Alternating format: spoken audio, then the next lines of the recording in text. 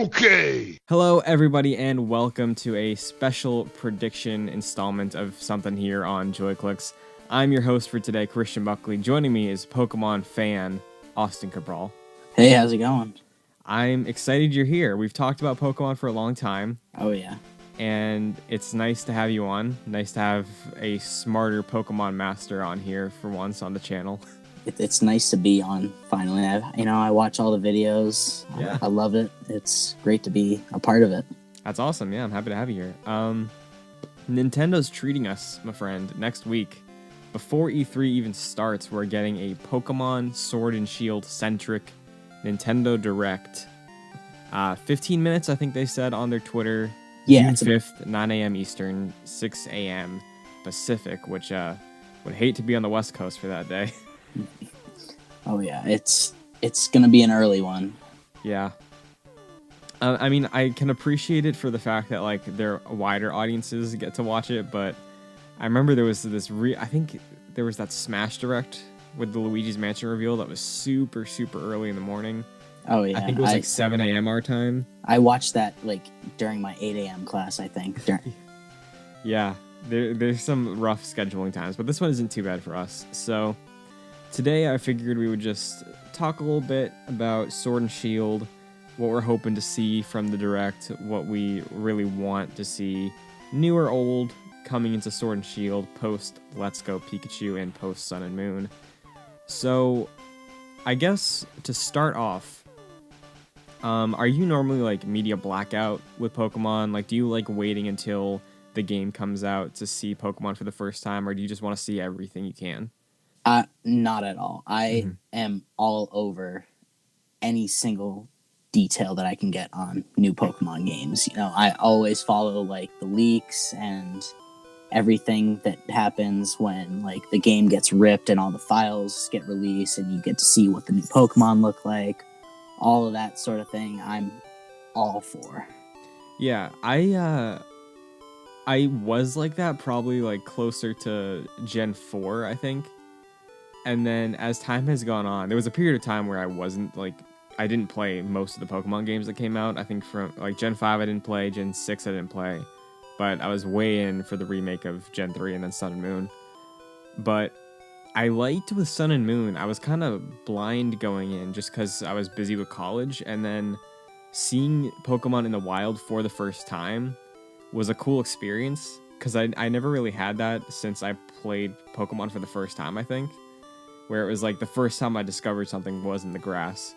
So I'm a little torn. Like, I like seeing what they have to show off. Like, obviously they're going to show the box legendaries. I think we can agree on that. Oh, yeah, definitely. So I'm way down to see those because normally that's how I make my decision on which version of the game I get. Same here. That's the only reason why I haven't pre-ordered yet is because I'm waiting on the box legendaries. Yeah. I'm leaning towards Shield just because it's like the weirder one, you know? Yeah. Like, I feel like Sword is probably going to sell better because it's a sword and it's blue, you know? Like, that just seems like the one that they're going to make the most money off of. Like, oh, I got Pokemon Sword. Yeah, but it makes sense. Shield is weird. Like, I'm expecting some kind of legendary that's face is just like a brick wall or something. Like, I mean, we did get an actual brick wall Pokemon. We did, yeah. That was Sun and Moon, right? Yeah, I think it was Ultra Sun and Moon. Mm-hmm. It was Stakataka. What a name. That was one of the Ultra Beasts, right? Yeah, it was. Yeah, I liked Buzzswole. That giant bug. The ripped bug. Oh, yeah. So Sword and Shield really hasn't shown off a gimmick like that yet. No, I'm curious as to whether or not there will be a gimmick in it. Like, there has been the rumor of armored Pokemon, but that was kind of debunked with the new CG remake of Mewtwo Strikes Back. Right.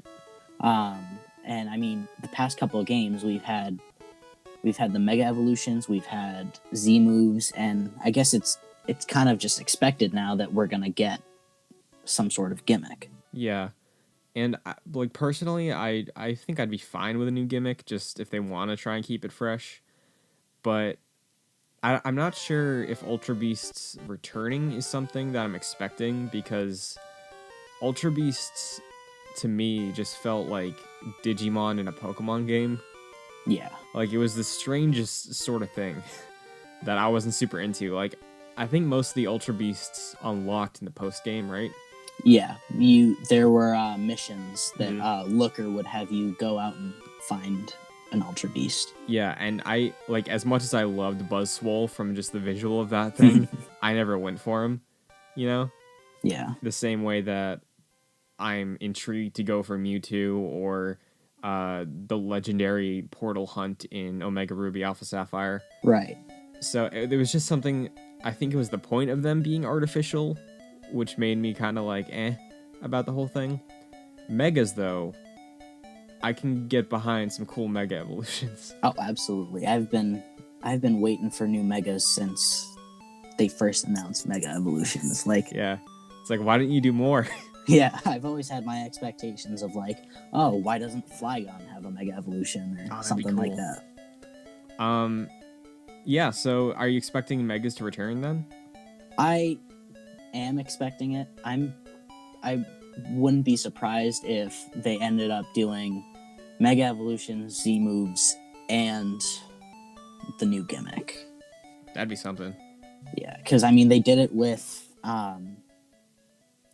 they ended up doing it with Sun and Moon, where you had the Z ring, and later on it would get upgraded to also include Mega Evolution. So yeah, I could definitely see them try to like introduce some new mechanic. Based on the Sword and Shield trailer we have, which isn't really that long, and there's not much to go on there. I feel like we should probably talk about what we're hoping to see as a follow-up from that trailer, because me personally, I really liked what they showed earlier this year for Sword and Shield.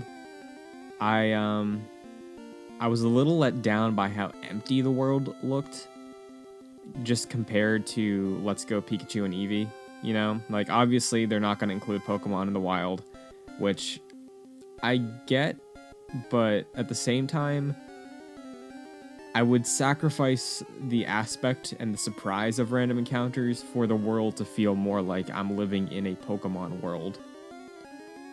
No, yeah, I definitely get that. I am on that same boat where after Let's Go, I want nothing but like Pokemon like actually on the screen. I want to see what I'm catching. But at the same time, with the whole new Pokemon reveal and just how you were saying you like going in the dark, I think a lot of the surprise of revealing the new Pokemon is with that. The random encounters. Yeah, that's a fair point. So Sword and Shield, again, we only have like a small taste of what to expect from the Galar region. Yeah, it's we have a map, and then we got to look at like maybe 2-3 cities. Yeah. Are you expecting this? Again, they've been touting this as a console Pokemon game, but it's also weird because they're saying like, "Oh, we really want you to view this as a Switch handheld." Yeah. For this season. I did see it's like that. Seasonal based on whatever games they have, what the Switch is. Do you are you expecting bigger towns or more NPCs or anything that comes with the upgrade of hardware? Are you expecting something drastically different than like the towns and characters from Sun and Moon? Or are you expecting something more in line with that? I'm expecting an upgrade from Sun and Moon. The character models, they look pretty similar to the ones in Sun and Moon, just with an HD revamp. Yeah, exactly. But I would like to see, like, first of all, the big complaint was more emotion. Like, they always have that blank stare, even in, like, the cutscenes. It seems like they are just robots rather than Pokemon trainers. I would like to see that as well. I think that we can expect bigger cities just because hardware limitations. Like, I mean, in X and Y, we had that huge Lumiose city with like different branches. I could see it just being sort of like that, where there was just like random NPCs walking in and around, just like X and Y. Okay. So as far as what we haven't seen yet, what are you hoping for we see at the Direct next week, because I think the main thing I want to know is the number of new Pokemon, because we haven't seen anything outside of the new starters. We are obviously getting 2 new legendaries, but I really, more than like anything of like, I don't care if they show me any new Pokemon outside of the legendaries. I just want to know how many I can expect. So I hope they give us a number next week. I don't think it's very unlikely that we get a number. Just because, like, just with precedent, they've never been like, oh, there's going to be this many, other than saying, oh, the original 151. Okay. I think we can expect some new reveals, maybe a couple new Pokemon. And I just recently saw something on Twitter that said that the new Pokemon, like the entire national dex for the Galar region, was leaked. Okay. I think it was around 139 Pokemon, they said. Okay, that's solid. Including Melmetal and Meltan. Mm-hmm. Obviously, take that with a grain of salt. Oh, for sure, yeah. Like, I was reading some of the names, and they seemed really obscure. Okay. Some of them sounded really cool, but obviously can't trust anything until we see it for ourselves. Definitely, yeah. And I mean, it's always worth giving those things a little bit of thought, because like last year, the Let's Go Japanese branding leaked, and it was like, oh, everybody's like, oh no, that's nothing, that's just fake, that's Photoshop, I could have done that. Yeah, and even on 4chan, I saw an entire leak like 2 weeks before the announcement of Let's Go. Like, it was just the gameplay details about how, like, Pokemon in the overworld, you throw to catch. It has like go mechanics in it, and I was like, oh, that sounds cool, but I don't think that's gonna happen. And then 2 weeks later, we get that exact thing. Yeah.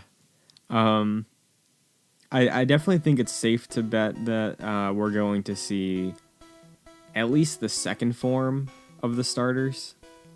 What do you think? I'd say definitely the second forms.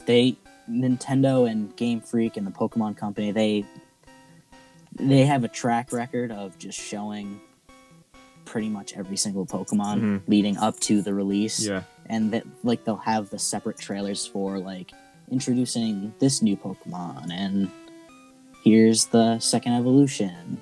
So I would like to see which second evolution we get, just because a lot of my decisions too are on the starter. So yeah, like right now I'm Team Grookey, but that could change. I'm leaning Grookey right now, but I just feel it in my heart that he's gonna have the worst final evolution out of all 3 of them. I can see him being like a slow, sluggish gorilla as the final evolution.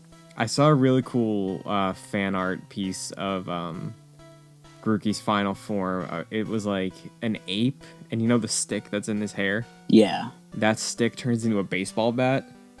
So he's just a giant gorilla with a baseball bat and like fruit for baseballs. That was really cool. I loved that idea. I like that idea. I've seen a lot of cool fan art concepts of what Grookey's final evolution can be, and there's been some that, like, I think wouldn't work at all, but some that, like, really solidify that decision for me. Yeah, exactly.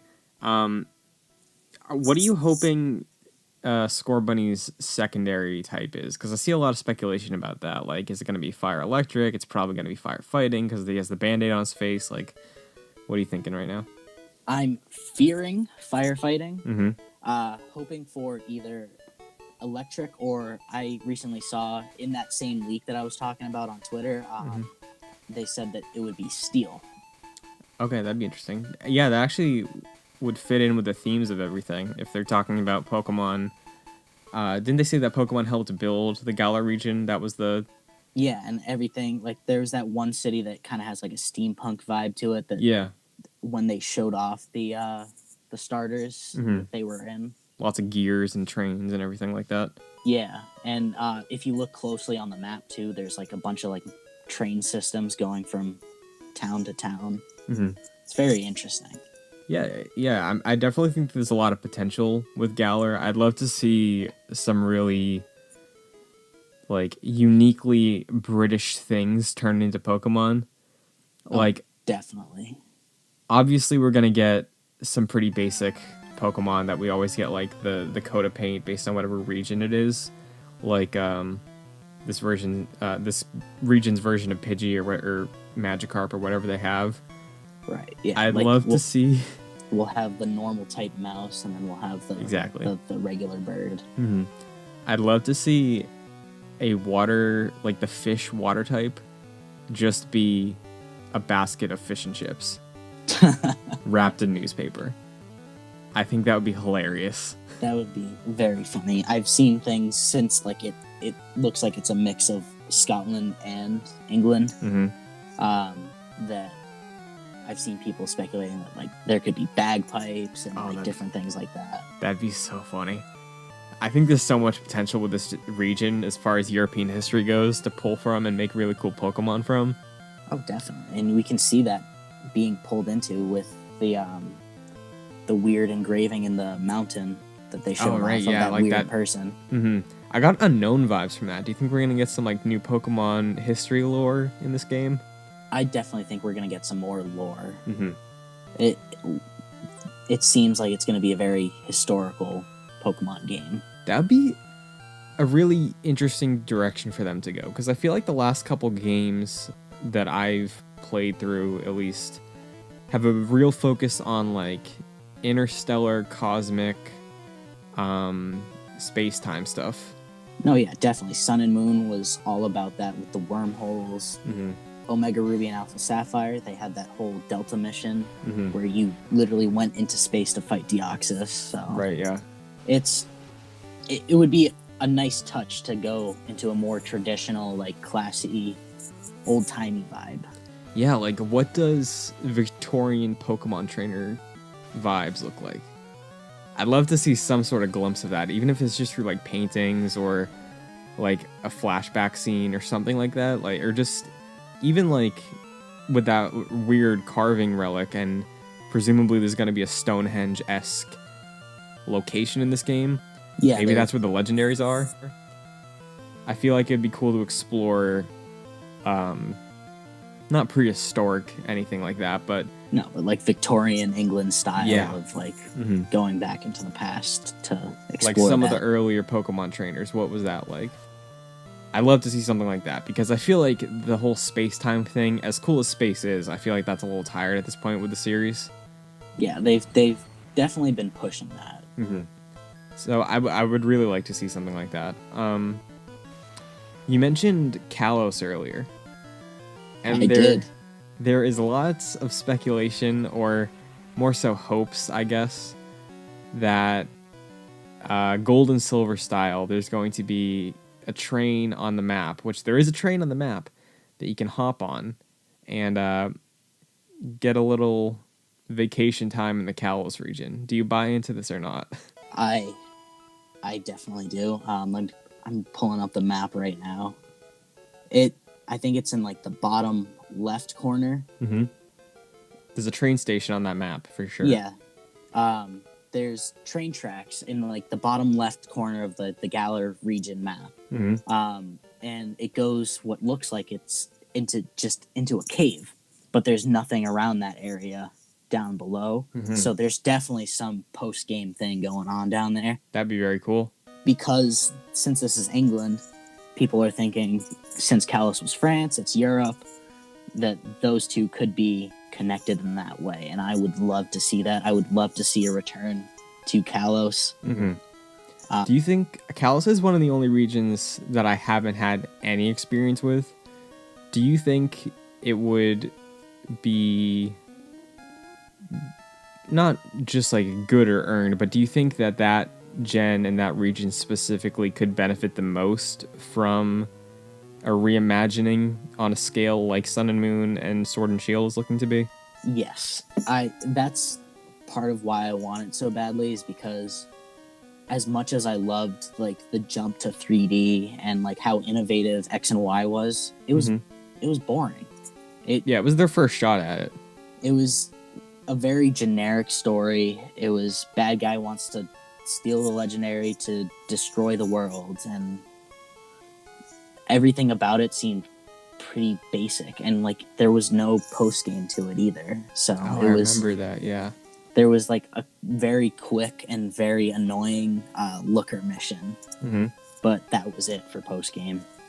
So, if there were to be a Kalos post game, or maybe a second part of your adventure before you face this game's Elite Four, or whatever they have to offer us in Kalos, would you want them to save that as a surprise, or would you want them to show that off?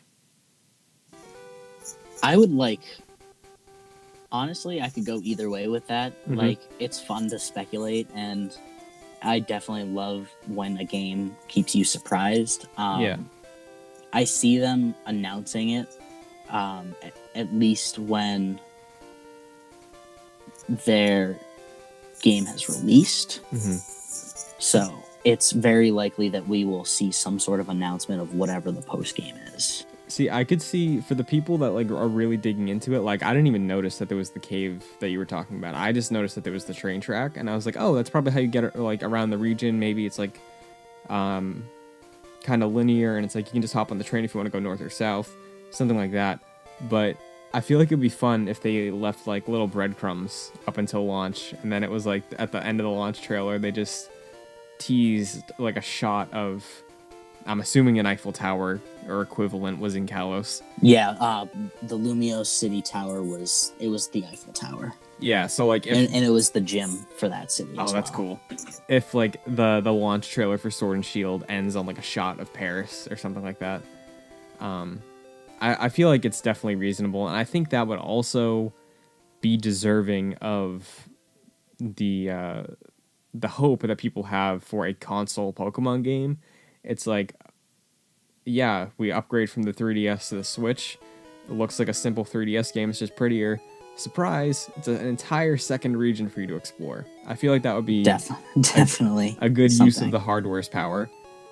Yeah, like I was saying earlier, like I definitely expect like the cities to be bigger. It's the hardware limitations of the 3DS definitely cut what could have been even better.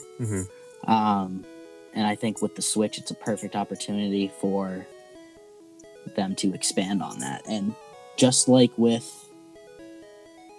the Switch, them saying that it's a handheld, more emphasized on handheld, that means that they can dumb down on the graphics a little bit, not have to worry about graphic limitations, and go all out on the region. Yeah, I would kind of prefer if that was the focus they took. And it looks like that's what they're doing so far, at least. But the last thing that I really want to see out of this game, especially next week, is if they have some like little cute introduction of like a family or kids playing a game or something, pick up a Pro Controller and play this game with a Pro Controller. That's all I want to see. I just want some confirmation that I can play this game with a Pro Controller. Odds are I'm going to be playing it handheld most of the time, but would love for that thing to just work for this game. Oh yeah, I like them saying that they want it to be emphasized as a handheld game.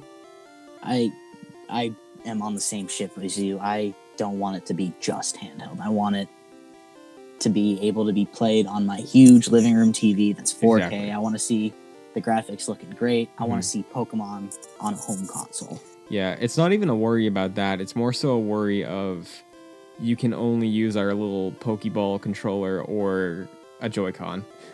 Like, I thought the motion mechanics in Let's Go were fine. They worked most of the time, and I'm not expecting that to bleed over, but I just, for controlling my character, for using menus, just let me use my nice, really good Pro Controller, please. No, yeah, definitely. I remember them saying at some point after Let's Go released that you wouldn't have to worry in the next core RPG about using only one controller. Okay, that's good to hear then. I don't even think that the Pokeball Plus will even work with this game. I will bet you it will. I would like to see it work because I bought it, and I don't want it to just be a waste of money for me to only be able to use it with one game.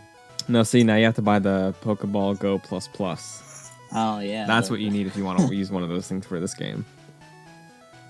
but So that was like, sorry, go ahead. They did say, I remember them saying that you won't have to worry about just using a single Joy-Con, because with Let's Go they had like the run button removed, so you were just always running, and everything was simplified because that was the whole point of the game. It was to simplify things back to like the simplicity of red, blue, green, yellow. Yeah. So that's honestly everything that I'm hoping we see next week. I'm not expecting a ton because I'm sure we're gonna have a second Pokemon centered direct later in the year, closer to launch. I'm assuming this game's coming out in November. I would assume so too. I would like to see a release date at the end, like just like every other direct when they give you the big surprise of the exact date that it's coming out. The only other thing that I could think of that I want to see is confirmation of, are these stadiums gyms? Yeah.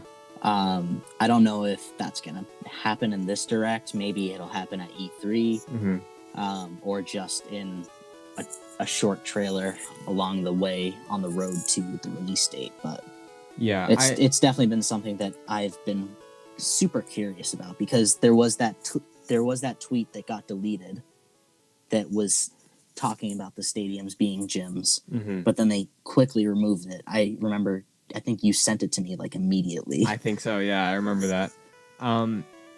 Yeah, the stadiums are interesting because, again, I'm thinking of this as their first foray into console gaming, and it seems like they are too, because they don't want to acknowledge Coliseum, even though that game is great. Yeah. So I don't know. Like, the thing is with the stadiums, I was getting more of a Battle Frontier vibe from that, at least with the outfit the character had on. Like, he had a unique outfit in that thing. There was a giant audience. Europe obviously has a great adoration for the sport of football. So maybe the Battle Frontier or something to that effect is the European entertainment on the scale of football. I feel like, again, having something like that would be unique. Maybe that's where they focus the multiplayer aspect, because I'm betting on gyms returning. It seems like that's what they've been talking about so far. Yeah. But going back to the map, like you can see a couple different stadiums. Yeah. Like the town that they showed off with like the leaf symbol on it. Right, yeah. And then like just on the map, there's like a huge stadium all the way in the back.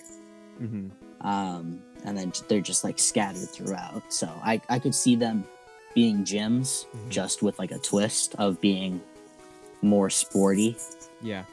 And being more along the lines of like the anime, where like everyone's there to watch. It's like a stadium style where you have to like enter and like have everybody watching you.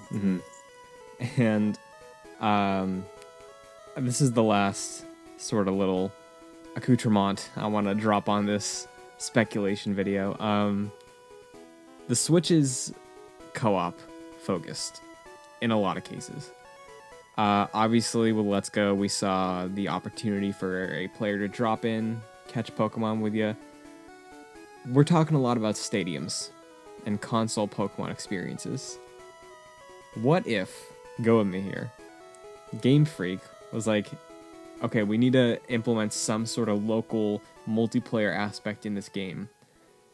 What if they're reaching back to their memory from the late 90s, early 2000s with the N64, and they just throw in an entire Pokemon Stadium side mechanic series in here, where you can just do battles with a buddy on another Joy-Con, multiplayer online, you get a random assortment of Pokemon, it's luck of the draw, you get to pick your 3, and then it's just a Pokemon Stadium battle.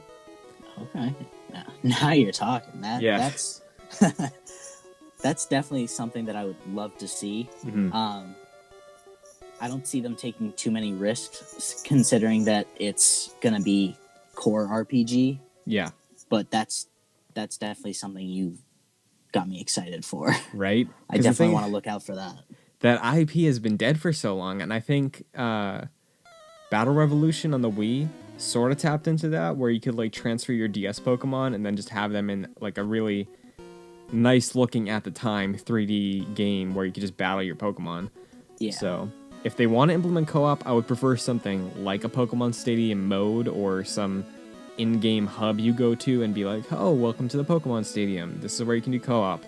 As opposed to, yeah, just walk along with me, but if you walk off the screen, it doesn't matter. You get teleported back to me, and then we can just throw Pokeballs together. So. Yeah, I would love to see that. More, there's a good chance that it would be a hub, just like the PSS and like the different online hubs that they have had going, and especially with the announcement of Pokemon Home, right, as a mobile app that you can trade right on the app. You don't have to have the game open, and it acting as like a transfer system too, right, for you to transfer your Pokemon Bank Pokemon. So there's your generations 3 through 6, I believe. Yeah. No, 6 through 7. Yeah. Pokemon coming into Sword and Shield. So there's your lifelong partners. It'll have Let's Go compatibility, where you'll be able to transfer. I'm interested how they're going to balance some of those Let's Go Pokemon you transfer or some of the Pokemon Go Pokemon, because I have some friends with some severely broken, overpowered Eevees in this world that I'm not sure I'm going to want to face off against in a legit Pokemon game. But yeah, I definitely see them balancing, especially since weren't there no abilities in Let's Go? Didn't they get rid of that? I'm not sure. I think there weren't. I know they kept natures, but I don't think there were abilities. Yeah, they kept natures. I think they got rid of abilities and also either EVs or IVs. Yeah, I think I haven't super dove into that stuff, but if it returns and it's easy for me to look into it online, I might check that out. But I'm counting, and I think Nintendo is also counting on Pokemon Sword and Shield being a huge title for them. Obviously, it's going to be their holiday title. I'm betting there's going to be a Switch version released for celebration of this game, but it's going to be a big seller. I'm excited for it. I'm excited for this Direct. I'm very much looking forward to it. My alarms are already set. Smart man. Well, thank you for joining me on this special Pokemon episode. If there's anything you'd like to plug to the Pokemon community out there, like you got a Twitter or like a Pokemon Go avenue for people to look you up on? Yeah, follow me on Twitter. It's at Yeezy Season 2016. That's a Twitter handle right there. Oh, yeah. That's a good one. And yeah, if you enjoyed this, you can follow me on Twitter at Chris N. Buckley. I will probably be tweeting more about the Pokemon Direct when it happens. Obviously, if you're watching the video, you're on JoyClicks, youtube.com/JoyClicks. We have a Pokemon series that is one episode away from wrapping up, where my friend Jack Martin talks with me every week about his first Pokemon experience. So if you're interested, in seeing the experience of a first-time Pokemon player who is over 20 years old playing the original game for the first time, that's quite a series to check out. I know he's excited for Sword and Shield also, so I'm going to get to talk to him about that soon too. But yeah, keep it posted here on JoyClicks for more Pokemon coverage, more E3 coverage, and you will be seeing Austin again in a Nintendo E3 pre-prediction episode later next week. So until then, good vibes and good game.